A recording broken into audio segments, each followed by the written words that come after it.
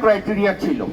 একটা হচ্ছে চরম অর্থনৈতিক দুর্নীতিবাজ, আরেকটা হচ্ছে দলীয় ভিত্তিতে নিয়োগ পেলেও হয়তো ধরেন বেনিফিট অফ ডাউট, যে ওই সময় হাসিনার আমলে তাপসদের আমলে একেবারে দলের সঙ্গে না থাকলে দেয় না, কিন্তু নিয়োগ পাওয়ার পরে ওত নেওয়ার পরেও যারা ইন্টেলেকচুয়াল করাপশন করেছে, ইন্টেলেকচুয়ালি এবং সরাসরি শেখ হাসিনা, শেখ তাপস এবং ফ্যাসিবাদের পক্ষে রায় দিয়েছে, ফ্যাসিবাদকে জিয়ে রেখেছে, দলীয় আনুগত্য প্রকাশ করেছে, সেই বিচারপতিদের তালিকা আমরা সাহস করে 30 জনের নাম আমি মহসিন রশিদ সাহেব, আলহাজ ইয়াসুদ্দিন সাহেব সাবেক সম্পাদক এবং আমাদের শাহ আহমেদ বাদল সাহেব আমরা দিয়ে এসছি, যেখানে আমরা পরবর্তীকালে আমরা এই আন্দোলন সংগ্রাম কাজী জয়নাল সাহেবদের উদ্যোগে, নতুন জুলফিকার আলী জুনু সাহেব সহ সবার উদ্যোগে হচ্ছে।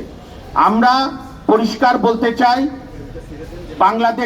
বাংলাদেশের প্রধান বিচারপতি অত্যন্ত আন্তরিক। তিনি আমাদের বক্তব্য যখনই গিয়েছি, যতবার গিয়েছি, ধৈর্য ধরে অনুধাবন করেছেন। তিনি বুঝতে পেরেছেন তিনি বাংলাদেশের প্রধান বিচারপতি, ইতিহাসে প্রথমবার ছাত্র জনতার দাবির মুখে। কাজে আমাদের দু এক বন্ধুরা যারা কায়দা করে বলার চেষ্টা করে যথাযথ পদ্ধতি না, যেভাবে বাংলাদেশের সাবেক প্রধান বিচারপতি জনাব ওবায়দুল হাসান এবং আপিল বিভাগের বাকি বিচারপতিরা পদত্যাগে বাধ্য হয়েছে, আমরা বরং আর আমাদের এই চত্বরের ছাত্র ভাইদের কষ্ট দিতে চাই না, আমাদের ছেলে মেয়েদের কষ্ট দিতে চাই না, আমাদের জনগণকে কষ্ট দিতে চাই না।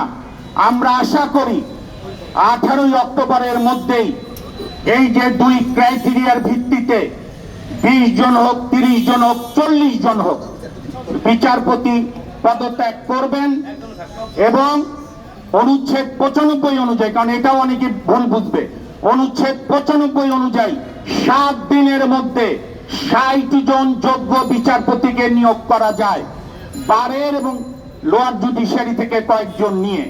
কাজেই আমাদের আজকে পরিষ্কার বক্তব্য, আজকে দেখেন ছুটির মধ্যে কোর্ট নাই, বর্ষা বাদলের দিন, তারপরও আইনজীবীরা জমায়েত হয়েছে।